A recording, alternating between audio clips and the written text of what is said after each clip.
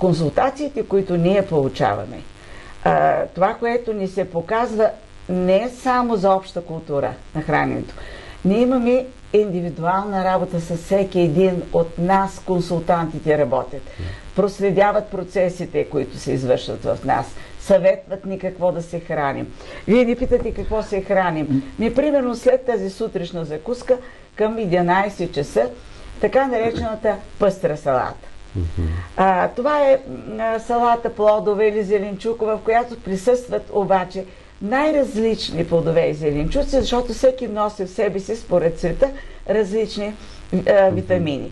И по този начин ние комплексно храним организма си. Значи, от една страна балансирано, а от друга страна от нищо не се лишаваме. Ние не гладуваме. Да, това е важно да подчертаем. Не гладуваме. Ние се храним балансирано в умерени количества. Лишаваме се само от продуктите, които са много вредни, и това ние го знаем също. Може би Петя ще ги каже какви са, за да може да намалим до минимум тяхната. По същия начин ние бихме могли да заместим някои от нашите хранения с балансирани продукти. Ето това е. Научаваме се просто как да се храним и как да се грижим. Кажете, моля ви, как продължава? Да, момент. Заповядайте, ние се учим да започнем белтъчинно. Защото нашите клетки, както казах, нашите лекари поглеждат надълбоко, се градят от белтъчините, от протеините. Но, както каза Марги Кемалова, на индивидуална консултация всеки разбира колко белтъчини трябва да изяде на килограм тегло. Ние говорим за усвояемите белтъчини. Ще ви дам един пример. Да, ако може. Да, имаме два вида белтъчини. Растителни и животински. Ако ние сметнем днеска, си запишем един ден, което, ако искате го направете, индивидуално ще ви кажа какво не ви достига. Аз имам нужда. Да. Сядаме, имаме специални таблици. Ще издам само една тайна. За човек, който е неактивен, за жените специално, 1,2 грама на килограм тегло усвояеми белтъчини. Например, дневно, така ли? Дневно. За да построим всички клетки. С какво да ви дам пример? Примерно, тази сграда е построена с едни и същи тухли. Тоест, нашата къща е построена с едни и същи клетки. Ако част от тухлите, тази сграда са построени с малки, с по-големи, какво ще стане от нея? Няма да е стабилно. Така. Това става и с нашето здраве. Ако ние се научим да изяждаме на ден нашите усвояеми белтъчини, защото, примерно, животинските са пържола, пилешка, риба, яйце, сирене, извара. Давам пример с яйцето. 6 грама белтъчини. Обаче, усвояемите са 2. Другите къде всъщност остават? Натрупват се. Във вид на мазнина. Да, така и на шлаки. Защото имаме в организма 3 вида шлаки. И течни, и желирани, и мазнини. Не всичко е мазнина. Говоря и за целулитната зона. Примерно там трупаме жените. Първо там, а мъжете мъжете около коремчето, как като... Може ли сега с госпожа Кемалова с една салата да обяд един мъж? Не знам. Или всичко е въпрос на желание, воля? Как? Не, комбинираните храни, които ние ползваме, съдържат всичко. Всичко. Всичко, така че ние не огладняваме. Салатата е само добавка. Тя е така похапване, както ние наричаме. Добре, ние искаме нашите мускули да са здрави, защото сърцето е мускул, стомаха има 3 вида мускулатури. Всяка клетка, примерно кръвната клетка, за да се движи, тя трябва да има мускул. А това се взема от протеиновата храна. И то от усвояемия протеин. И нашите лекари държат вече да се знае, че това заболяване, което е от липса на протеини, се нарича саркопения. Това, което ни държи костите и да сме на крака. Тоест мускулите. Ако те атрофират, ние вече не можем да се движим. Ръцете, ако атрофират, ние не можем да се храним, да работим. Сърцето по същия начин. Затова най-важното в нашата програма е белтъчинното хранене и по другия начин въглехидратното хранене. Въглехидратите не дават ли енергията всъщност? Дават, много зависи кои. Да. Я кажете се пак за тези протеини, полезните протеини, как и в кои храни да ги търсим? Растителните най-много има в лещата, най-бързо се освояват. Боба, бобовите растения. Соята е номер 1, грах. Соя, грах, боб. Добре. А консумирането на вода по някакъв начин променя ли се? Колко казват специалисти да се пие по 2-3 литра на ден вода? Нужно ли е и такова количество при балансираното хранене? Или заповядайте вие. Пиенето на вода е от изключителна важност за нашия организъм. За по-едрите хора, в която група спадам и аз все още, количеството е 40 грама на килограм тегло. Тоест, един 100 килограмов човек трябва да изпива около 4 литра вода. Това обаче веднага трябва да отворим скоба. Не е количеството, което ако днес сме пили една чаша вода и трябва да започнем да пием това количество, това не означава, че трябва да го направим още днес.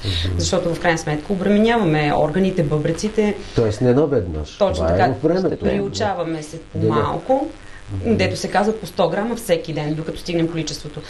Това вече е норма за по-едри хора. 25-30 грама е за хора, които са в нормата. Тоест, наистина, около 2,5-3 литра вода на ден трябва да изпива един човек, за да бъде оводнен организма му правилно. Добре. За вас какво се промени, откакто работите заедно? За мен се промени изцяло битуването ми. Да не казвам живота, но битуването ми. Храненето ми е коренно променено. Вярвам в това, че то е в здравия смисъл на думата е променено. В здравословния смисъл на думата. Кажете как започва вашия ден? И вие ли с топла чаша вода или? Моя ден започва с една хубава усмивка, трябва да ви кажа. И това е, може би, това е първата промяна, която настъпи при мен. Моя ден започва с усмивка и го казвам наистина от сърце го казвам. Цитирай песента. Аз, докато си говорим, ще покажа на камерата. Ето, тук сте ни предоставили снимки, как са изглеждали дами преди и сега. Тук нещо направих. Сега ще ги оправим. Поли много обича, другата дама много обича Слънцето изгрява, за да ме види. Специална песен. Да. Ето тук може би най-добре. Моята сутрин започва в здравословния клуб, в който посещаваме всички ние. С една хубава закуска, балансирана закуска. Добре, продължава на работа, защото ние всички сме работещи хора. Какво значи балансирана закуска? Вие загаднахте какво? Всичко има. Всичко. Белтъчини, въглехидрати, мазнини, захари и вода. Това са количеството и калориите, които са необходими. Това са макронутриентите. А трябва да допълним и микронутриентите. Тоест, на самата къща, освен тухли, има и замазка. Нали така? Цемент, вард. Това са 23 витамина и минерала. Тук виждам и много представители от мъжки пол. Имате. Да. Ето, например, тук един господин и отдолу една дама. Колега, моля те да покажеш. Така не го познат. Може би след промяната. Правила ли си диети? Кажи как се изглежда от Цвети. Ето, колегите показват. Диети всъщност прилагали ли сте преди да започнете балансиране? Тялото експеримент за всички диети възможни, от чути, от прочетени, от интернет и така нататък. Всъщност в случая промяната на тази снимка, която виждате, и при мен промените продължават все още, се дължи не на диета, не на гладуване. В никакъв случай. На правилно, здравословно и балансирано хранене. Колко килограм? Ами аз вече 20 килограма имам свалени. След това балансиране. И продължавам. Само да вметна, че тя не увисва. Защото сме виждали много хора. Телата ни всъщност всъщност ги тренирате или това пак е въпроса на хранене балансиране, защото знаем, че човек като отслабва, поне аз лично като съм със и малко се натоварваме и малко физически, нормално обаче. И Поли нещо да каже. Да, специално групата, с която ние най-често събираме е от две поколения. Младите имат самостоятелна група, но това, което ние правим, са едни чудесни упражнения, играем и на музика с много настроение И аз не случайно винаги подчертавам предимствата на клубната работа. Защото ние взаимно се подкрепяме. Всеки един при нас е стимулиран от останалите. С това, което ние така отправяме като пожелание, или когато ръкопляскаме при най-малките промени положителни, много е важно заедно да бъдем. Заедно. Всеки човек в къщи мисли, че може да го постигне. Не може само в къщи да се постигне. Няма я мотивацията, когато си сам. Добре, физическите всъщност упражнения или раздвижвания, какви точно? С клякане, тичане, бягане, вървене, ходене, какво точно? Да, има и движение от... И танцуване или също? Всички, разбира се, всичките заедни. Са комплексни, но са леки и приятни. Всъщност ведри упражнения, с които раздвижваме и ставите, и двигателно. Имаме нови за младите хора, за абитюрентите. Поли сподели. Добре, заповядайте, сподели и ти. Два пъти в седмицата вечер имаме група, която е насочена предимно за младежите. Тя е с латинотанци и отново балансирано хранене, за да може от една страна ние да изградим нашите фигури да бъдат още по-перфектни, защото те са перфектни. Ние самите сме перфектни, всяка сутрин трябва да се събуждаме с тази мисъл. От друга страна, за да не увисва нашето тяло, за да може да се научим пак заедно в група, и има го състезателния хъс един между друг. Освен танците, които научаваме, освен опита, който споделяме, ние завиждаме лекичко като жени една на друга и така всяка постига и достига до своя желан резултат. Тази, която по-бързо е постигнала, другата и наваксва, да.